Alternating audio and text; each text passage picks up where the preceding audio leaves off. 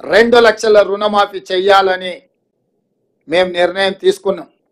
గత ప్రభుత్వం రుణమాఫీ ₹1,00,000 చేస్తామని, 4 విడతలని, వడ్డీలు చెల్లిస్తామని రకరకాల ప్రకటనలు చేసి వాయిదాల మీద వాయిదాలు వేసుకుంటూ రైతులను, వ్యవసాయాన్ని సంక్షోభం వైపు నెట్టేసి రైతుల ఆత్మహత్యలకు కారణమైంది. 10 సంవత్సరాలల్లా ఏ రోజు కూడా వాళ్ళు ఇచ్చిన మాట నిలబెట్టుకోలేదు. కానీ మా ప్రభుత్వం ఇచ్చిన మాట ప్రకారం మొదటి 8 నెలల లోపుల్నే, ఎందుకంటే మేము 6 నెలలు పరిపాలన చేస్తే మొదటి 100 రోజులే పరిపాలన చేసినాం. తర్వాత దాదాపుగా 2.5 నెలలు పైచలకు ఎన్నికల కోడ్లోనే పోయింది. ఇప్పుడే మేము పరిపాలనకు పూనుకున్నాము. అందుకే మేము ఇచ్చిన మాట ప్రకారం ₹2 లక్షల వరకు రైతులకు రుణమాఫీ చెయ్యాలని మా మంత్రివర్గ సహచరులం అందరం ఒక కమిట్మెంట్తోని, ఒక సామాజిక బాధ్యతతోని ఇచ్చిన మాట నిలబెట్టుకోవడానికి ముందుకు వచ్చినాం. అందుకే మీ ముందు మేమందరం కూర్చొని ఏకతాటి మీద ఏక గొంతుకతో ఈ నిర్ణయం తీసుకొని మీ ముందు ప్రకటన చేస్తున్నాం. అదేవిధంగా రైతు భరోసాకు సంబంధించి చిలవలు పలువలుగా మాట్లాడుకుంటున్నారు. రకరకాల చర్చలు జరుగుతున్నాయి.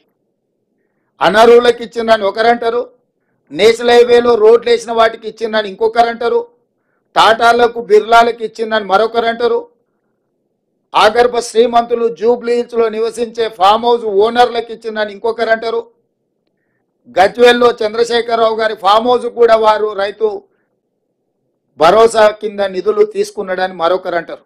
ఇట్లా రకరకాల చర్చలు జరుగుతున్నాయి. కాబట్టి మేము 4 గోడల మధ్యలో మా మంత్రివర్గమే కూర్చొని మేమే మాట్లాడుకొని మేమే విధి విధానాలు ఖరారు చేసి ఏదో నిర్ణయాలు తీసుకోవాలన్న ఆలోచన మాకు లేదు.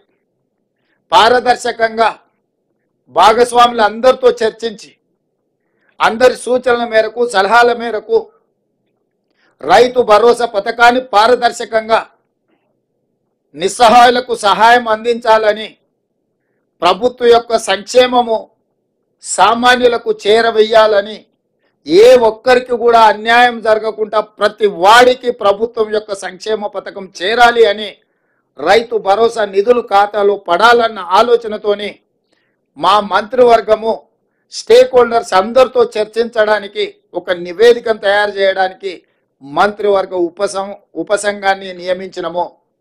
దానికి ఆర్థిక మంత్రిగా, ఉప ముఖ్యమంత్రిగా ఉన్న బట్టి విక్రమార్క గారు నాయకత్వం వహిస్తారు. వారితో పాటు వ్యవసాయ శాఖ మంత్రి తుమ్మల నాగేశ్వరరావు గారు, అదేవిధంగా మా ఎలక్షన్ మేనిఫెస్టో కమిటీ చైర్మన్, ఎందుకంటే ఎన్నికల్లో మేము ఇచ్చిన హామీలు వివిధ జిల్లాలు, వివిధ ప్రాంతాలలో పర్యటించి ప్రజల యొక్క సూచనలు, సలహాలు పరిగణలోకి తీసుకొని ఎన్నికల మేనిఫెస్టోని తయారు చేసిన సహచర మంత్రివర్యులో శ్రీధర్ బాబు గారిని, అదేవిధంగా రెవెన్యూ శాఖ మంత్రి పొంగులేటి శ్రీనివాసరెడ్డి గారిని కమిటీలో సభ్యులుగా చేర్చడం జరిగింది. ఈరోజు రైతు భరోసా విధి విధానాలను ఖరారు చేయడానికి రైతు సంఘాలను, రైతు కూలీ సంఘాలను, రాజకీయ పార్టీలను, వివిధ వర్గాల నుంచి సలహాలు, సూచనలు తీసుకొని విధి విధానాలు ఖరారు చేసి పారదర్శకంగా ప్రజలకు వివరించే విధానపరమైన నిర్ణయం తీసుకోవడానికి రైతు భరోసా కోసము మంత్రివర్గ ఉపసంఘాన్ని నియమించినము. బట్టి విక్రమార్క గారు, తుమ్మల నాగేశ్వరరావు గారు, శ్రీధర్ బాబు గారు, పొంగులేటి శ్రీనివాసరెడ్డి గారు అందరితో చర్చించి జూలై 15 తారీఖు లోపల ప్రభుత్వానికి నివేదికను అందించడం జరుగుతుంది. ఆ నివేదికను రాబోయే బడ్జెట్ సమావేశాలలో శాసనసభలో ప్రవేశపెట్టి అందరు శాసనసభ్యుల యొక్క అభిప్రాయం తీసుకొని భవిష్యత్ కార్యాచరణను, రైతు భరోసా విధి విధానాలను నిర్ధారించి ఆ నియమ నిబంధనల మేరకు అర్హులైన ప్రతి ఒక్కరికి రైతు భరోసా పథకాన్ని అమలు చేయాలని మా మంత్రివర్గం నిర్ణయం తీసుకున్నది. ఈ విషయాలు కూడా మీ ద్వారా రాష్ట్ర రైతాంగానికి మేము చెప్పదలుచుకున్నాము. మా ప్రభుత్వం జవాబుదారీతనంగా పనిచేయాలనుకుంటుంది. పారదర్శకంగా ప్రజల ముందు మా విధి విధానాలను పెట్టి ముందుకు నడవాలనుకుంటున్నాము. ఇక మూడవ అంశం, వివిధ పత్రికలల్లో టీవీలల్లో కొన్ని పొలిటికల్ పార్టీ ఓన్డ్ మీడియా కూడా రకరకాల రాద్ధాంతాలు విషయాలను చిల్వలు పలువలు చేసి లేదా ప్రభుత్వం మీద అపోహలు కలిగించడానికి లేదా ఎక్కడనో సమావేశాలలో ఉన్న మంత్రులను ఎమ్మెల్యేలను లేని వార్తల్ని ప్రశ్నల రూపంలో వాళ్ళని అడిగి వాళ్ళతో ఏదో ఒకటి మాట్లాడించి దానికి ప్రచారం కల్పించి ప్రభుత్వం యొక్క ప్రతిష్ట దెబ్బతీయాలని ప్రయత్నం చేస్తున్నారు.